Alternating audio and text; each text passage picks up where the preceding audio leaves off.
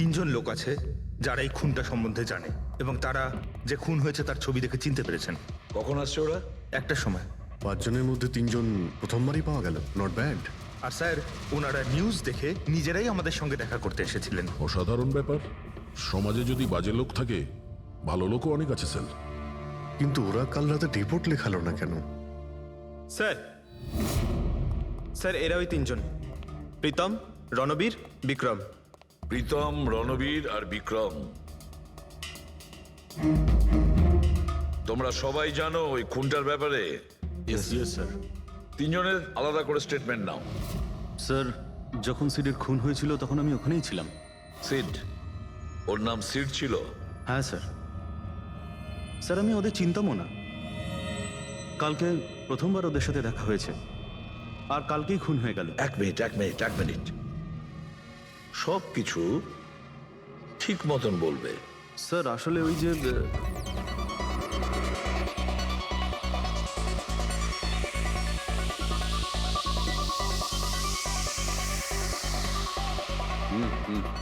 Sure sir. কি হয়েছে sir? আপনি বোর হচ্ছেন? ক্লাবে ভালো লাগছে না আপনার? ক্লাব? তুমি এটাকে ক্লাব বলছো? মনে হচ্ছে ক্লাব তুমি দেখোইনি। স্যার, আপনি এখানে নতুন এসেছেন, এই শহরে প্রথমবার এসেছেন? হ্যাঁ, নিউ ইয়র্কে থাকি। একটা কাজের জন্য ইন্ডিয়াতে এসেছি। কাজ শেষ হয়ে গেছে আর শহরে বসে বোর হচ্ছি। আপনার বোর্ডন দূর করার একটা রাস্তা আছে আমার কাছে। রিয়েলি? কি? একটু এক্সপেন্সিভ। সেটা চিন্তা তোমায় করতে হবে না। কি রাস্তা আছে সেটা বলো। ভেবে দেখুন স্যার, লাখ টাকার ব্যাপার, আর রিস্কও আছে। ঝুঁকি, রিস্ক নেওয়া আমার হবি। আর সেটা যদি হয় টাকার, সেটা আমার কাছে অনেক আছে। কাজটা বলো। সুপার দেন।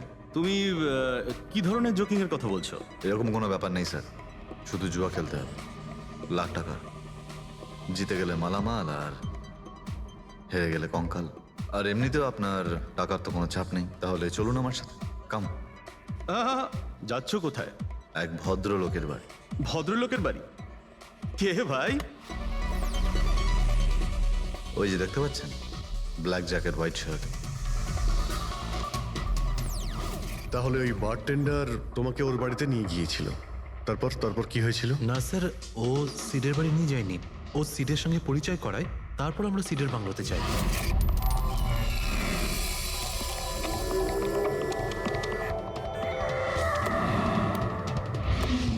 আর যখন আমরা ওখানে পৌঁছলাম তখন আগে থেকেই দুজন ওখানে ছিল।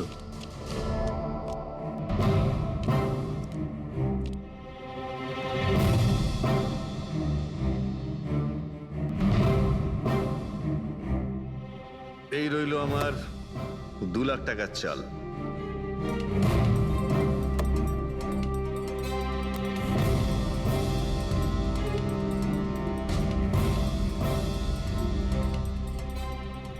শো দেখা। দারুণ ব্যাপার ভাই। কি খেয়ে বসেছিস? জিতেই চলেছিস। আমাদেরও বলে দে, আমরা একটু টাকা কামাই। ভাই, যদি খেলেই যেতে পারা যেত তাহলে তো কোনো কথাই ছিল না।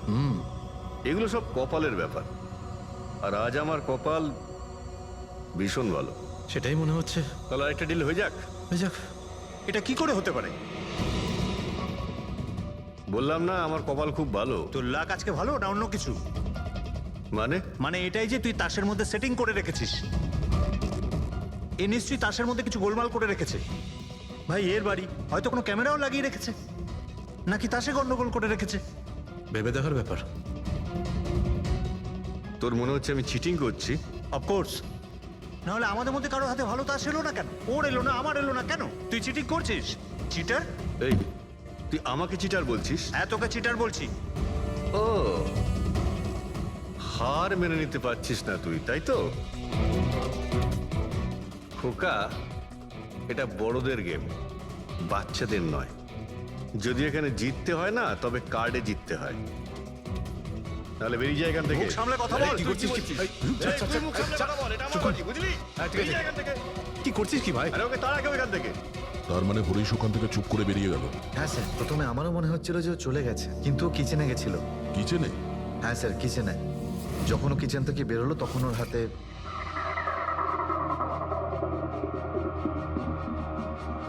তুই আবার এসিস এখানে? তোকে বলেছি না এখানে আসবি না? বেরো এখান থেকে। আবার কি হলো কি? এই তুই আবার হাত দিচ্ছিস গায়ে? আরে ভাই, আরে কি করলি কি তুই? আরে মেরে দিল ওকে। এটা এটা কি করলে? মেরে দিলে? আমি অ্যাম্বুলেন্সকে কল করছি, তোরা এখানে থাক। আরে মরে গেছো? পুলিশকে ফোন কর, না হলে আমরা সবাই ফেসে যাবো। পুলিশকে ফোন করলে আমরা বেঁচে যাব?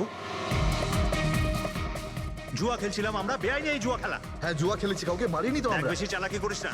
পুলিশ যদি আসে না, আমি একা ফাঁসবো না, সবাই মিলে ফাঁসবো। সেভ একটা কাজ করতে পারি, তোরা এখান থেকে যা, আমি কাজটা খতম করে আসছি। তোমরা কত টাকা হেরেছিলে? স্যার 30 লাখ। আমার প্রায় 50 লাখ মতন। স্যার 35 লাখ।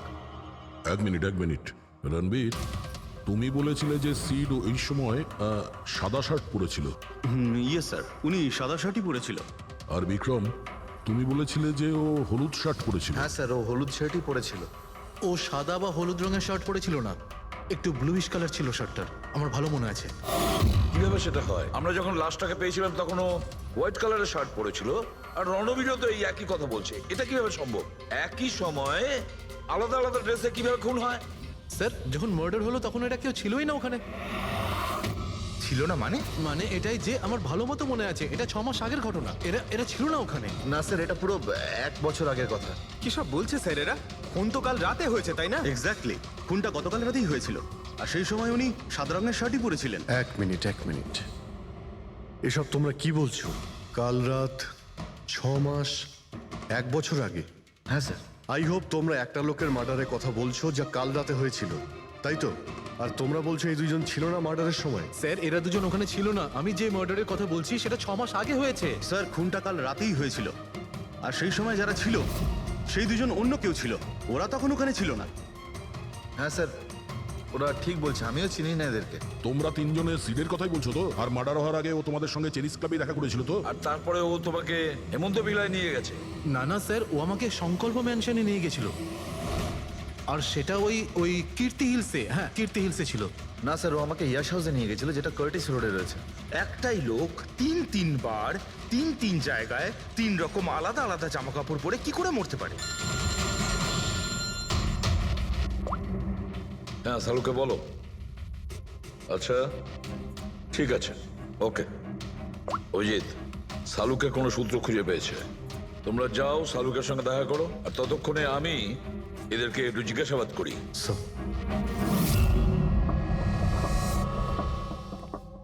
হ্যাঁ, এসো ভাই, এসো। দেখো আমি কি পেয়েছি।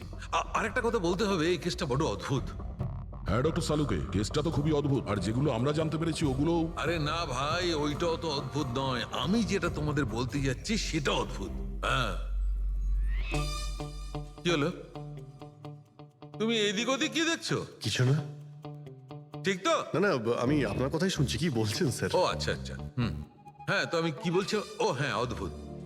দেখো, আমি এর রক্তের সঙ্গে সঙ্গে রক্তের মতো আর একটা জিনিস পেয়েছি। রক্তের মতো? স্যার, স্যার আপনার সন্দেহ একদম ঠিক ছিল, এটা ডাই ছিল। আরে সারিকা, তুমি এসে গেছো? মানে আমি বলতে চাইছি, কি বলছো তুমি? লাল ডাই? কি করে?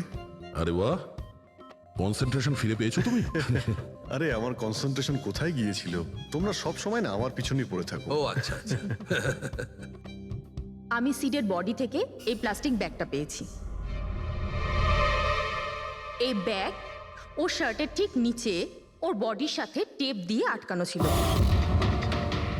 আর এই ব্যাগটাতেই একদম রক্তের মতো ডাই রাখা হয়েছিল। এটা তো ঠিক ওই রকমই যেটা ফিল্মের শুটিং এ ইউজ করা হয়। বা হয়তো নাটকে। নাটক? হ্যাঁ, নাটকে। যতদূর আমরা জানতে পেরেছি তাতে এটা পরিষ্কার যে সিড একজন ঠক ছিল। সিডা তার সঙ্গীরা মিলে জুয়া আর মার্ডারের নাটক করে লোকেদের ঠকাতো। তার মানে এসবের মধ্যে ওই বারটেন্ডারও যুক্ত ছিল। ও জেনে বুঝে বড় লোকদের ফাঁসিয়ে এখানে এই কার্ড পাঠিতে পাঠাতো, আর তারপরে এই মার্ডারের নাটক। তো এই জন্য রণবীর, বিক্রম আর প্রীতম আলাদা আলাদা জায়গায় আলাদা আলাদা সময় এর মার্ডার দেখেছে। আর ওরা এসব অনেক আগে থেকেই করছে, কিন্তু কাল রাত ওদের নাটক বাস্তবে পরিণত হয়। প্রতিবারই একটা নতুন বাংলো, নতুন লোক ঠকানোর জন্য। আর বাকি সব সেম, একই খেলা, একই ঝগড়া, আর সেই একই সিটের মার্ডারের নাটক। লোকেদের কাছ থেকে টাকা নিয়ে পুলিশ কেসে নামে লোকেদের ভয় দেখিয়ে বের করে দেওয়া, সব কিছু সেম টু সেম। প্ল্যান তো খুব ভালো ছিল, কিন্তু কালকে হঠাৎ মার্ডার কি করে হয়ে গেল? কারণ কালকে রাতে একটা গন্ডগোল হয়েছে। মানে 1 মিনিট।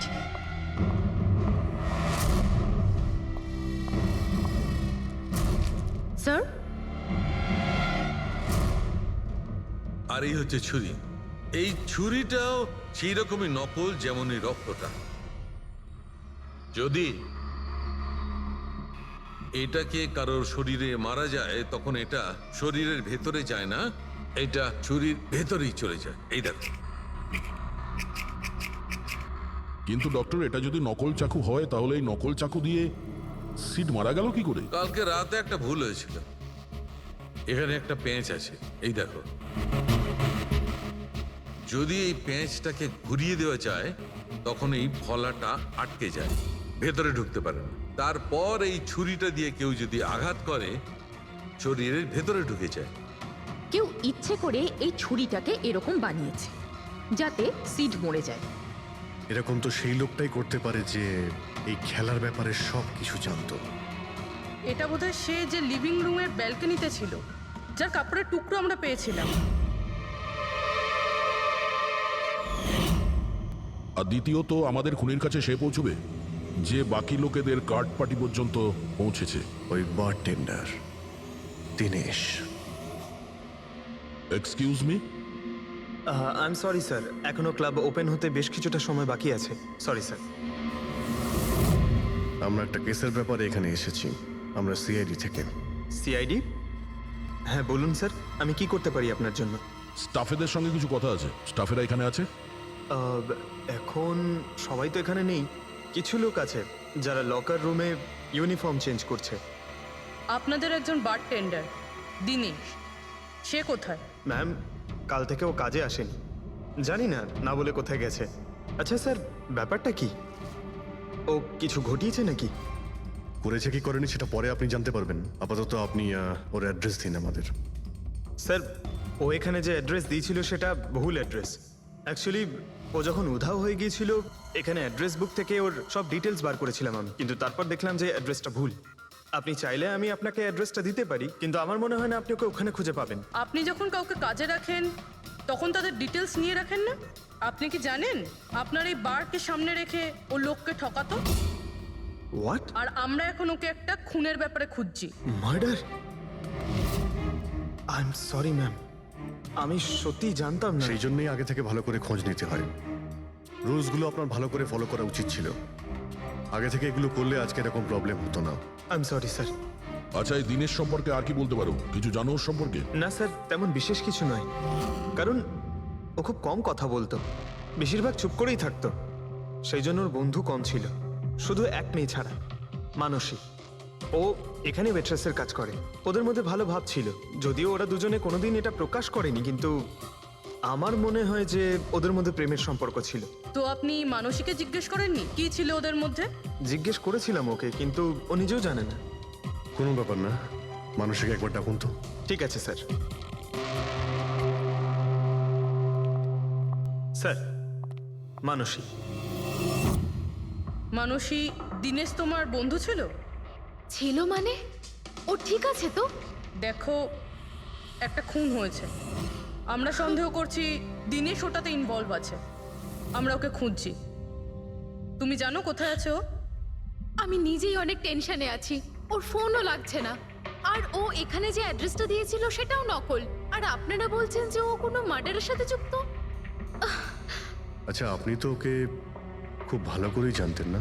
হ্যাঁ স্যার, আমরা একে অপরকে ভালোবাসতাম আর আমরা বিয়েও করতে চলেছিলাম। সেই জন্য ও কিছু টাকা জোগাড় করতে চাইছিল। আচ্ছা, ও এই টাকাটা ক্লাবের চাকরি থেকে জমাচ্ছিল নাকি অন্য কোনো সাইড বিজনেস ছিল ওর?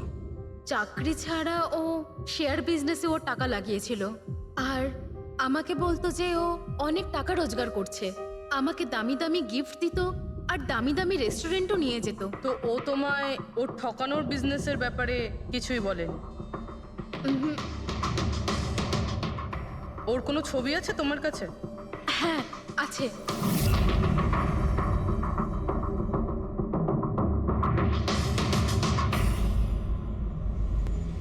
স্যার এই দীনেশ তো নিরুদ্দেশ, কিন্তু ওর ছবি আমরা পেয়েছি। স্যার এই দীনেশ তো নিরুদ্দেশ, কিন্তু ওর ছবি আমরা পেয়েছি।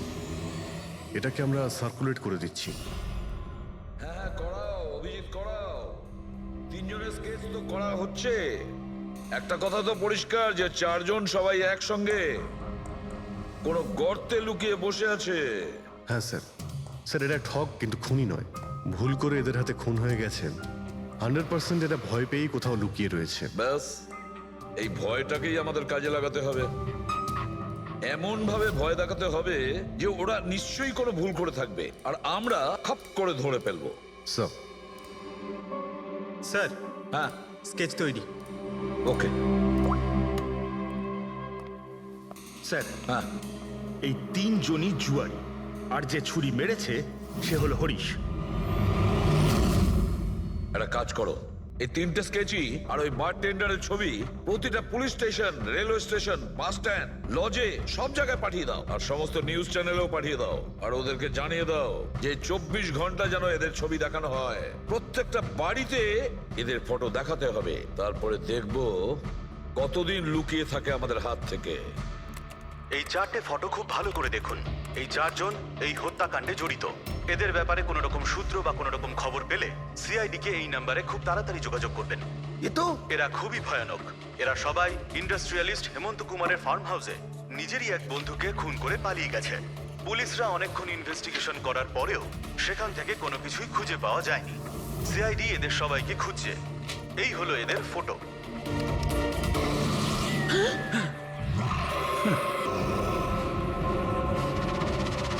ভাই শোন না, ম্যাচটা চালু কর না, ম্যাচ হচ্ছে।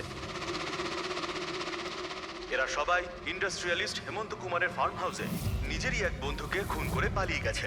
সিআইডি এদের সবাইকে খুঁজছে। এই হলো এদের ফটো।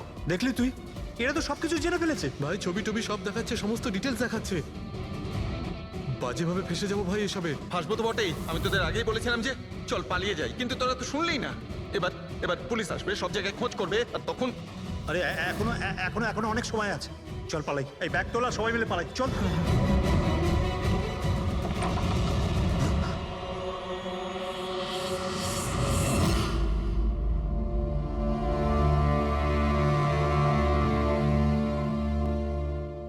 স্যার, সিট তো আমার খুব ভালো বন্ধু ছিল, আমার পার্টনার ছিল, সবকিছু ঠিকঠাক চলছিল।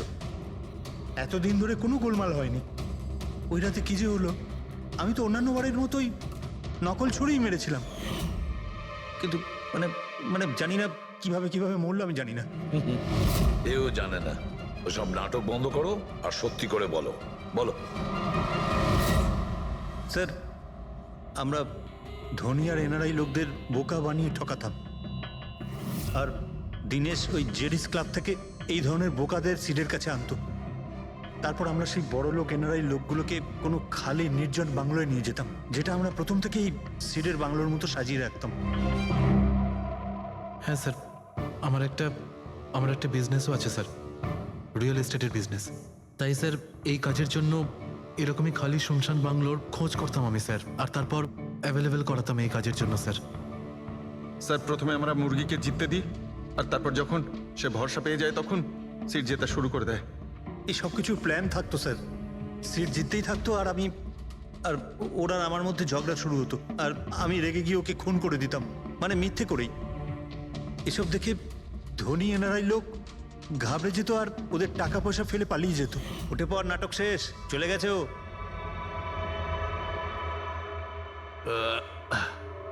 ঠিক গেছে তো রে? হ্যাঁ গেছে। উফ, আরে লেগে যাবে পাগল।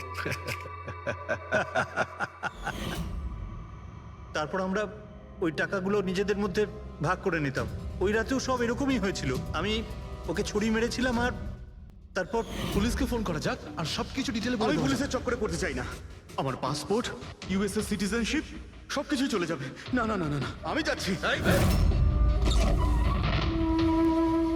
আরে ঘুমিয়ে পড়লি নাকি সিট? আরে ওঠ ভাই, অনেক হয়েছে, আর ওভার অ্যাক্টিং করতে হবে না। Seat set set. আরে এই তো সত্যি মরে গেছে। আরে ছুরিটা সত্যি সত্যি লেগে গেল নাকি ওর? আরে কি বাজে কথা বলছিস কি তুই? আরে সিট ওঠ না। সিট ওঠ না। আরে ছুরিটা কি করে? তুই ছুরিটা ইউজ করার আগে চেক করিসনি নাকি? আরে প্রথমবার করছি নাকি? শুটিংয়ের ছুরি এটা, একটাই তো ছুরি আছে না, কিন্তু এই খুন কি করে হতে পারে? আমাদের পুলিশকে জানাতে হবে। পুলিশকে যদি জানাই তো আমরা সবাই ফেসে যাব। তাহলে কি করব?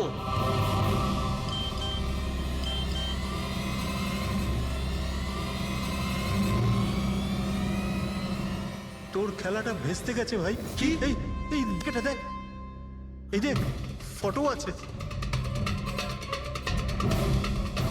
আরে আমি এই ফটোগুলো এখনই পাঠাচ্ছি পুলিশের কাছে অ্যাড্রেস সহ। ওরা এক্ষুনি ওখানে এসে পড়বে। তোর খুব শখ হয়েছিল না খেলা?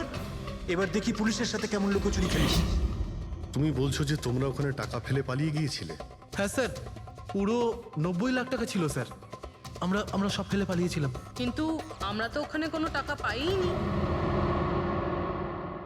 আমি কিছু জানি না ম্যাম, ওই টাকাটা কোথায় গেছে, ওই নকল ছুরিটাই বা আসল কি করে হয়ে গেল, সিডের খুন কি করে হয়ে গেল, আমি কিচ্ছু জানি না ম্যাম। কেউ তোমাদের জালে তোমাদেরই ফাঁসিয়ে দিয়েছে, বুঝেছ? দেখো, এমন কেউ আছে যে তোমাদের এই খেলার ব্যাপারে সব কিছুই জানতো। ওই ছুরিটা নিয়ে কোনো গন্ডগোল করেছিল আর তাতেই সিট মারা যায়। আর ওই দিনেশ, ও কোথায়?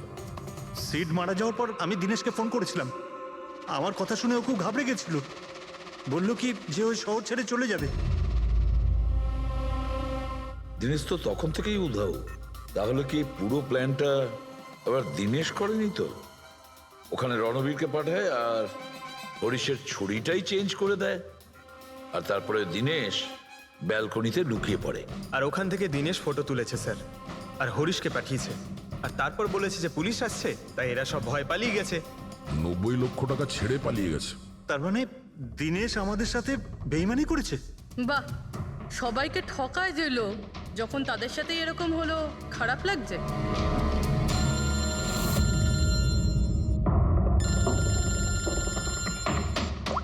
হ্যাঁ বলো সালুকে। ফ্যান্টাস্টিক, ঠিক আছে। সালুকে বললো যে প্রমাণ পাওয়া গেছে, যে জিনিস দুটো আমরা দিনেশের কথায় আমরা পাঠিয়েছি। ওর ইউনিফর্ম আর gym bag.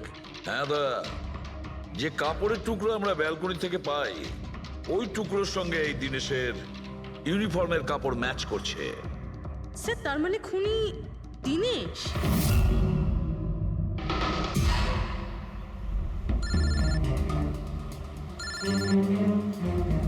ACP sir, hello. কি জিটি রোড? ঠিক আছে স্যার, ওকে ওকে। জিটি রোডে যেতে হবে। দিনেশকে জিটি রোডের বাজারে দেখা গেছে।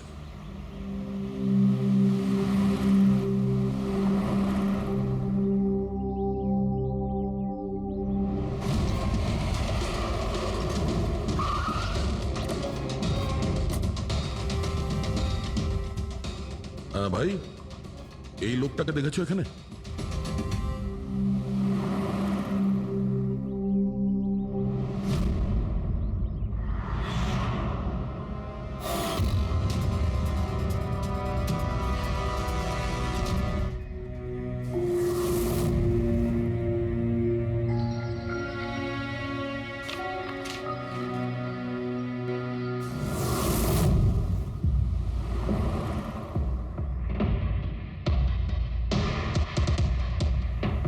আচ্ছা এই যে দাদা, একে দেখেছেন? হ্যাঁ দেখেছি তো।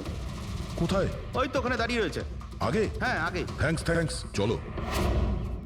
মা, বাবা, আমায় ক্ষমা করে দিও। আমি তোমাকে অনেক কষ্ট দিয়েছি, তোমাদের মান সম্মান ডুবিয়ে দিয়েছি। কিন্তু একটা সত্যি কথা, আমি খুনি নই, আমি কাউকে খুন করিনি। আমি শুধু একটু টাকা ইনকাম করতে চেয়েছিলাম, কিন্তু আমি জানতাম আজ নয়তো কাল পুলিশ আমাকে ধরেই নেবে। এটা হওয়ারই ছিল।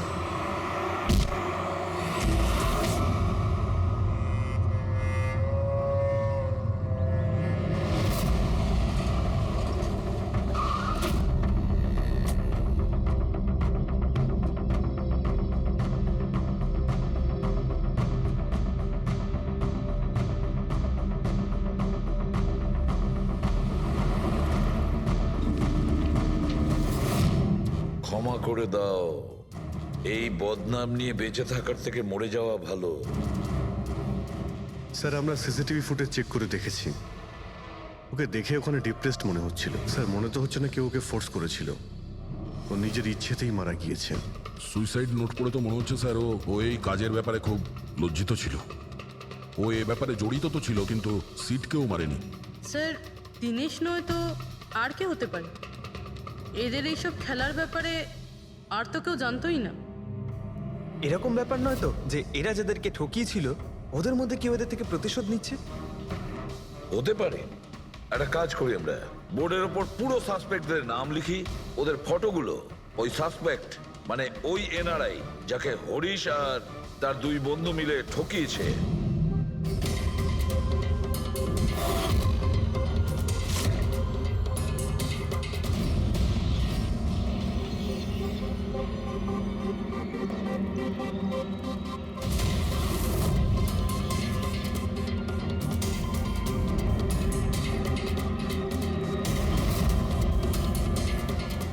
স্যার এই হলো সেই সমস্ত লোকগুলো যারা এই কেসের সঙ্গে জড়িত। অভিজিৎ, খোঁজ নিতে হবে খুনের সময় এরা কোথায় ছিল। পুরো ইনফরমেশনটা আমরা এয়ারপোর্ট ইমিগ্রেশন থেকে পেয়ে যাব। স্যার এই ফটোগ্রাফে যে 8জন লোক আছে সেই সময় তারা ইন্ডিয়াতে ছিলই না। ইনফ্যাক্ট বেশিরভাগ লোকই এই ঘটনার পরে ইন্ডিয়াতে ফেরেইনি। শুধু এই 4 জন ছাড়া এই 3 জন সাক্ষী, বিক্রম, রণবীর, প্রীতম আর মিস্টার রানা। স্যার এক্ষুনি আমি মিস্টার রানার বাড়িতে ফোন করেছিলাম, ওনার ওয়াইফ ধরেছিলেন। বললেন যে 3 বছর আগে উনি মারা গেছেন, আর 3 বছর আগে এরা ওনাকে ঠকিয়েছিল। উনি এই গিল্ট ফেলেই ভুগতেন যে ওনার সামনে কেউ খুন হয়ে গেছিল আর উনি কিচ্ছু করতে পারেননি, যার জন্য উনি নেশার কবলে পড়েন। আর তাহলে বাকি থাকলো 3 জন সাসপেক্ট, প্রীতম, রণবীর আর বিক্রম। প্রীতম আর বিক্রম এরা তো দেশের মধ্যেই ছিল, কিন্তু এই শহরে ছিল না। এবার এই রণবীরই শুধু বাকি থাকলো। রণবীর তো নিজেই ওখানে ছিল, ওই ফটোতেও ছবি আছে। হ্যাঁ স্যার, ও একই সাথে ব্যালকনি আর হল তাতে থাকতে পারে না, এটা অন্য কেউই হবে। তাহলে কে হতে পারে এই খুনি? পঙ্কজ, মিস্টার রানা 3 বছর আগে মারা গেছেন, ওনার পুরো ডিটেলসটা আমার চাই। স্যার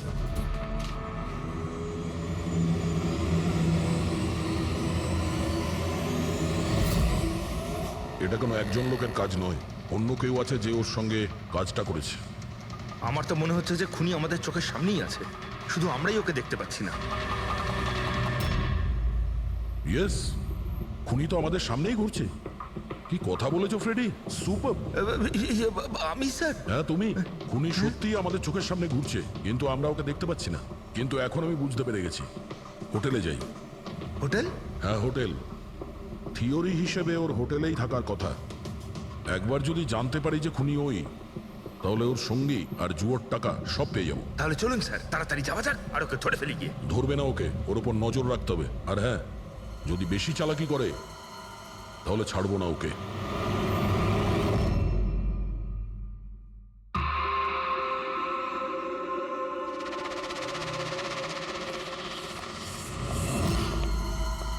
এক্সকিউজ মি, হ্যাঁ স্যার। আমি আপনার ফোন থেকে একটা ফোন করতে চাই। করুন স্যার। ওয়েল, আমার একটু প্রাইভেট কথা ছিল আর কি। এছাড়া কি আপনার কাছে অন্য কোনো ফোন আছে? স্যার ওইটাই চলে যান, ওটা থেকে কথা বলে নিন। Thank you. Thank you.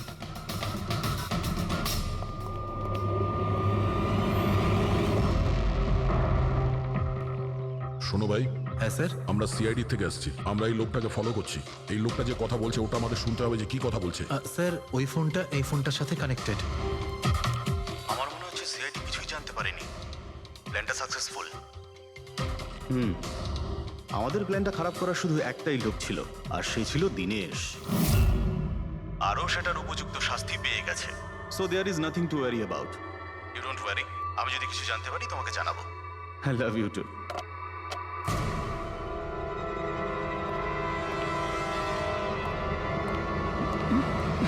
এই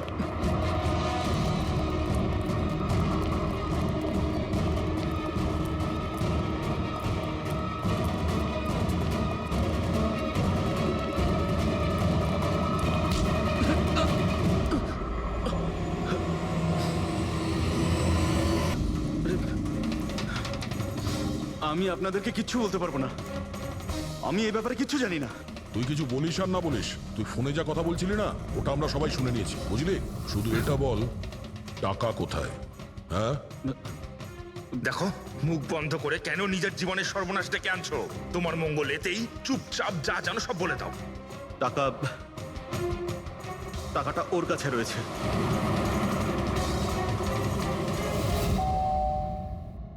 একটু দেখ তো মা, কে বেল বাজাচ্ছে? হ্যাঁ মা।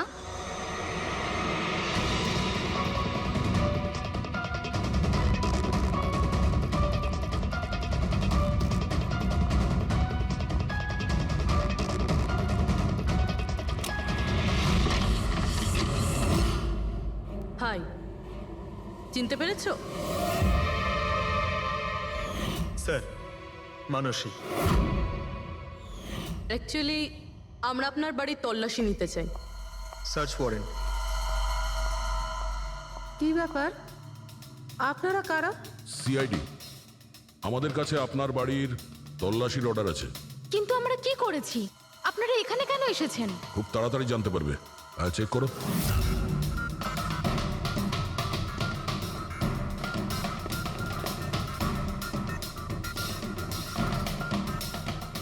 দয়া স্যার।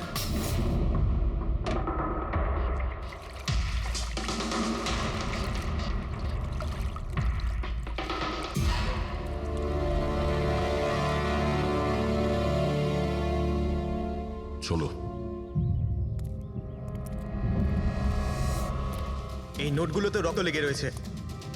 ডিএনএ টেস্ট করলেই জানতে পেরে যাব যে এই রক্তটা সিডের, তাই না? এবার বলো, কিছু জিজ্ঞেস করবে?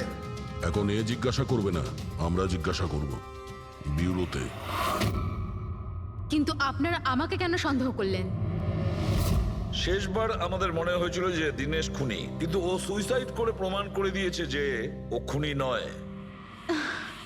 মানুষ, এটা কি চেনো? এটা তোমার ইউনিফর্মের কাপড়ের টুকরো। এটার কারণে আমরা তোমাকে সন্দেহ করছি, বুঝেছো? আর তারপর আমরা এইটা খোঁজ লাগালাম যে তুমি এরকম কাজ করলে কেন। আপনি জানতেন যে আমি এসব কেন করেছি? মিস্টার রানা, আপনার বাবা ছিল, রাইট? হ্যাঁ, উনি আমার বাবা ছিলেন, আর ওনার প্রাণ সিট আর ওনার সঙ্গীতের জন্য গেছে। উনি ওই ঘটনাটা কিছুতেই ভুলতে পারেননি। আর উনি একজন ডায়াবেটিসের রোগী ছিলেন। তারপরে উনি প্রচুর ড্রিঙ্ক করতে শুরু করে দিয়েছিলেন। উনি কি জানতেন এগুলো যা হচ্ছে সেগুলো সবই নাটক? না, উনি কিছুই জানতেন না। যদি এটা জানতেন তাহলে নিজের প্রাণ নিতেন না। উনি তো এই সব কিছুকে সত্যি মনে করতেন। ইউএসএ তে ছিলাম আমি, যখন মা আমাকে কল করলো। বাবার অবস্থা খুব খারাপ ছিল। যখন আমি ইন্ডিয়া আসলাম তখন উনি আমাকে বললেন যে আমাকে ওনার কোনো অসম্পূর্ণ কাজ পূর্ণ করতে হবে আর ওনার অপরাধীদের শাস্তি দিতে হবে। তারপরে আমিও বাবাকে প্রমিস করেছিলাম যে আমি ওনার অসম্পূর্ণ কাজ শেষ করব। তারপরে উনি আমাদের সবাইকে ছেড়ে চলে গেলেন। তারপরে তুমি কি করলে? তারপরে আমি খোঁজ করা শুরু করি, কিন্তু ওই সময় এরকম কোনো কেস রেজিস্টারই হয়নি।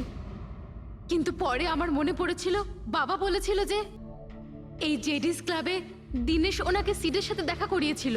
তো এইভাবে তোমার সঙ্গে দিনেশের দেখা হয়?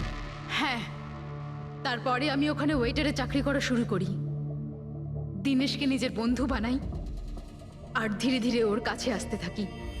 তারপরে পুরো বিষয়টাই আমি বুঝতে পেরেছিলাম যে কিভাবে ওরা আমার বাবাকে বোকা বানিয়ে আমার বাবার থেকে টাকা নিয়েছিল। কিন্তু আইনের কাছে সাহায্য চাওয়ার বদলে তুমি আইন নিজেই হাতে নিয়ে নিলে। বেইমানির বদলে বেইমানি।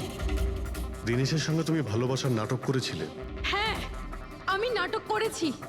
ওদেরকে উপযুক্ত শাস্তি দেওয়ার জন্য আমি এটা করেছিলাম। আর এতে তোমার সাহায্য করেছে তোমার প্রেমিক, তোমার আসল বয়ফ্রেন্ড।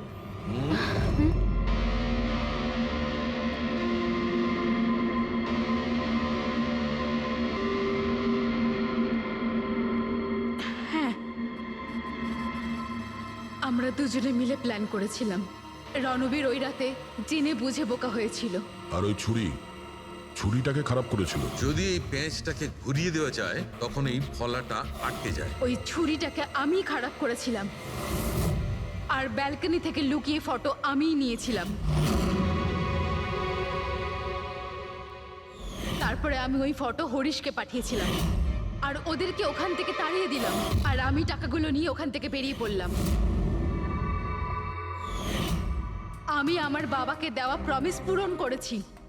ওই টাকাটা আমার বাবার ছিল, আমি ওনার প্রতি ন্যায় করেছি। ভুল। ওই ন্যায় বিচার করা তোমার কাজ নয়, সেটা করবে আদালত। তুমি আইন নিজের হাতে নিয়েছিলে আর একটা খুব মস্ত বড় অপরাধ করেছো। আইন তোমাকে কঠোর থেকে কঠোরতম শাস্তি দেবে। তোমাদের দুজনকে কঠোর শাস্তি দেবে।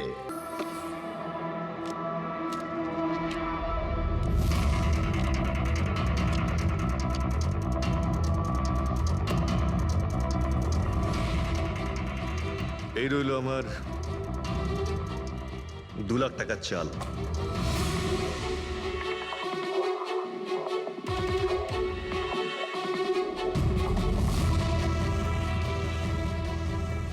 আমার 3 লাখ টাকার চাল।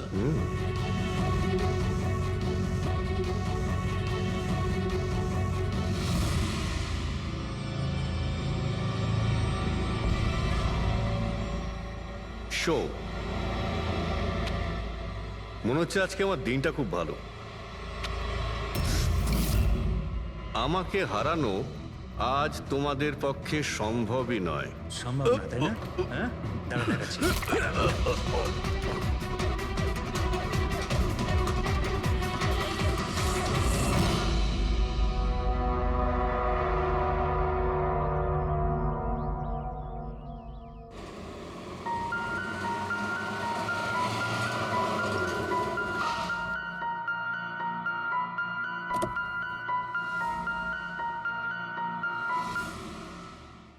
চলো বাচ্চারা,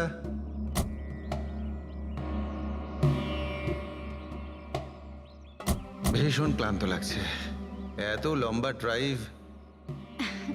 হেমন্ত, তুমি তো জানো আমরা ভ্যাকেশনে এসেছি, তাহলে কিছুদিন তুমি বিশ্রাম করে নিও। ওকে ওকে বাবা, ঠিক আছে, দরজা তো খোলো, আমি লাগেজগুলো নিয়ে আসছি। হ্যাঁ। এসো।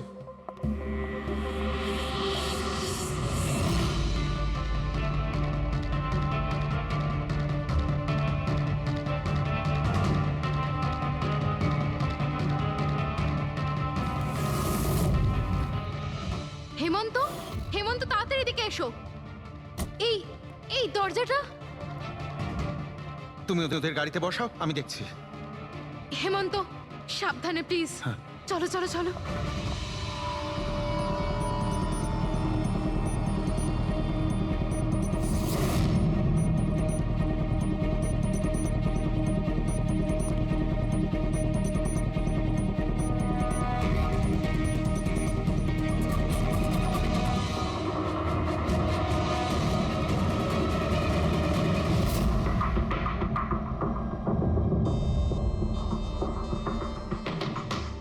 তিন চারবার আঘাত করেছে ছুরি দিয়ে।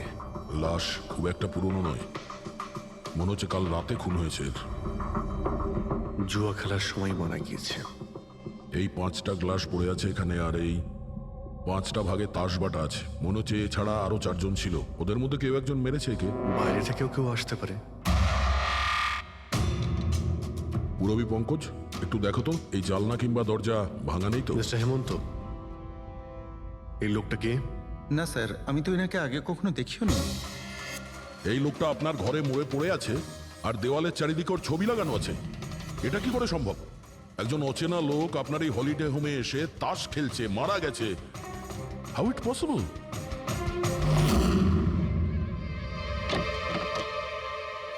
আচ্ছা, এখানে কোনো গার্ড নেই? ছিল স্যার, বহু বছর একজন গার্ড ছিল, কিন্তু ওই মাস চারেক আগে তার মৃত্যু হয়, ব্যাস তারপর থেকে আর কেউ নেই। আমি ভেবেছিলাম যে এবার একজন নতুন গার্ড রাখবো। আমায় বিশ্বাস করুন, আমি একদম সত্যি বলছি, আমি এই ভদ্রলোককে চিনিও না। উনি এখানে কি করছিলেন, ওনার ছবি এখানে কেন টাঙানো, আমি কিচ্ছু বুঝতে পারছি না।